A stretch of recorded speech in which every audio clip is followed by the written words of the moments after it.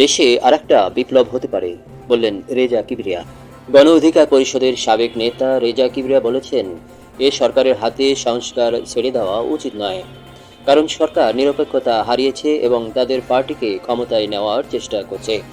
এ অবস্থায় দেশে আরেকটা এ কারণে দেশি বিদেশি বিনিয়োগকারীরা ভরসা পাচ্ছেন না। শনিবার 16 আগস্ট দুপুরে জাতীয় প্রেস ক্লাবে জনতা পার্টি বাংলাদেশের আলোচনা সভায় তিনি এসব ডক্টর রেজা কিবরিয়া বলেন, জুলাই আগস্টের শহীদদের রক্তের সঙ্গে বেইমানি করেছে এই সরকার। এটা নিয়ে আমার মনে কোনো সন্দেহ নেই। আমরা যে আশা করেছিলাম যে এদেশ পরিচালনার ব্যাপারে গুণগত মানের একটা পরিবর্তন আমরা দেখব বা একটা উন্নতি দেখব, সেটা হয়নি। তিনি বলেন, আমরা এখন বিপ্লবের পথ হারিয়ে ফেলেছি। আমরা কি চেয়েছিলাম আর কি হয়েছে?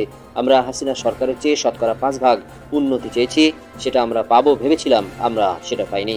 আমি কখনো ভাবিনি শেখ হাসিনার পরে এত নিম্নমানের একটা সরকার আসবে। অনুষ্ঠানে জনতা পার্টির মহাসচিব শওকত মাহমুদ বলেন, প্রধান উপদেষ্টা ডক্টর মোহাম্মদ ইউনূস দেশে একরকম কথা বলেন, বিদেশে আর এক রকম বক্তব্য দেন। এনসিপি মনে করছে প্রধান উপদেষ্টা বিএনপির দিকে ঝুঁকছেন, কেননা তিনি সেফ এক্সিট খুঁজছেন। তিনি বলেন, সংস্কার অনেক সময় চাপিয়েও দিতে হয়, সেই চাপানোর সক্ষমতা এই সরকারের নেই। এই সরকারকে আমরা সমর্থন করি, কিন্তু এই সরকারের অপদার্থতা, অদক্ষতা, ব্যর্থতাকে আমরা কোনোভাবে মেনে নিতে পারি না।